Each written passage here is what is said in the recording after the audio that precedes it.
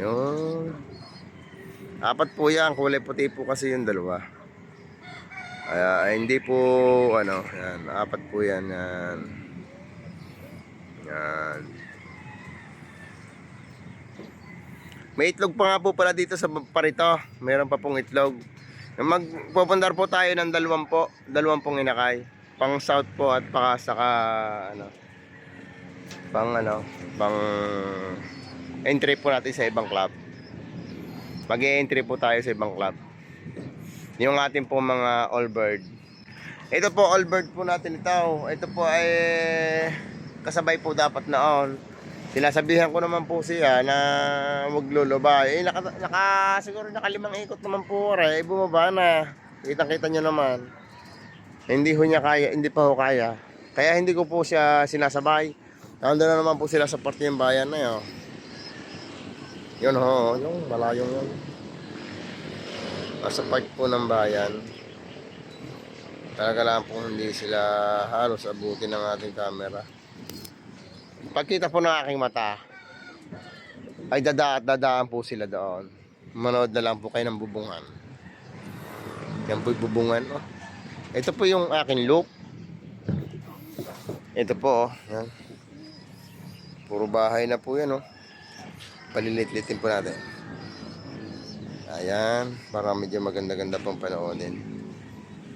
Yan po. Tinatanaw-tanawan ko naman po ang ating mga ibon. Ito naman po kakating ko yung iba, yung hindi makita po yung yung mga walang saysay na panoorin. Yung kaya ko lang pong maibigay sa inyo, yung magandang video, yan po yung kalsada po yan ng Perry Road. Yan. Hindi ko pa bubuksan itong ating plug at masyado pong malakas ang hangin. Yan po. Yan po ang ating loop. Yan po yung likodan. Diyan ko po kinapit siya kasi pag nasa harap po, mababangga lagi po yan, masisira agad po. Pero dito po, tatagal-tagal naman siguro yan. Bali, kaumpisa ko nga lang po palang magkalapate. Pero dati po, ito'y kalapatihan ko. Yung na dating na-istorya ko sa inyo na yan, ay kalapatihan ko. Yan pa nga po yung ibang bahay, oh, ng kalapate. Kinain po ng daga diyan.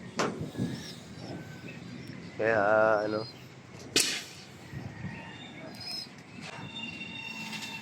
bale, ito nga po pala. Pinatay niya ang kanyang anak. Ito. Pinatay po niya ang kanyang anak. Ay, sabi ko, ipiprito ko siya. Pagka pinatay pa niya yung isa. Titinan po natin kung buhay pa. At ito may kalalagyan sa akin. Buhay naman po. Buhay. Pag kinatay niyan, may kalalagyan siya. Sabi ko, ipiprito ko. Kunyari lang naman po yun. Mahal na mahal ko po yun. Ayan po yung dalawa. Kamukha po ng kanyang ama. Oh. Ba, ha. Maganda-gandang paliparin itong chicard na ito. May putian. Chicard na may puti ang ulo. Chicard na may puti ang mukha. Ay sa kanya, sa ulo. Ito nga po pala. Dito nga po pala may pinagpisan din po tayo. Pinisan po natin itong si Brown dito kay Tito Borta. Itinan po natin kung anong lahi ang lalabas dito. Yan. Tuloy pa ho ang ating palahi. Tuloy pa ho. Yan nga po pala si Mang yan. Dumali na naman. Nalimlim na ho ulit. Ayun. Yun po si Mang yan.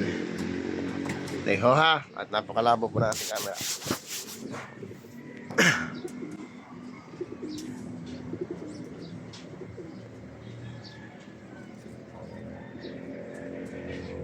Palit-lit pa po ng anak.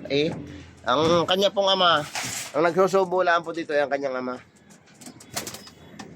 Sawa na ba kayo sa patuka? Tanggalin ko na yan. Tatanggalin ko na, wala na matutuka. Ayan po si Mang yan, oh. Ayan po, oh. Dalawa na pong itlog niya, nalimlim na po yan. Medyo na maaga po ang kanyang pag-itlog maaga po ay lit-lit pa ng anak ko. Si Padre rin nagsusubo diyan Sana ako tayo na po tumukha yan. Kaya nakakatuwa. Yan. Wala nga po pala tayong trabaho ngayon. relax po muna. Kagagaling ko lang po sa ospital mga kalapatiks. At ako nga po pala ay nagkaroon ng mataas sa kolesterol at may spot po ang ating puso.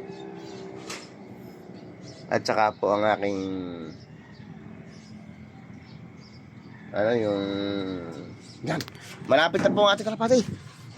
Sama-sama sila. Makikita po natin yan. Dito po tayo sa kabila. Ayan. Yun. Nasa silangan na pala po sa harap ng araw. Ayan po. Ay.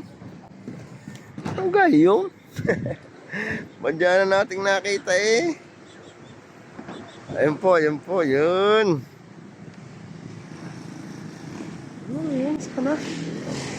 Malayo na ulit. 11 minutes pa po yung mga yan.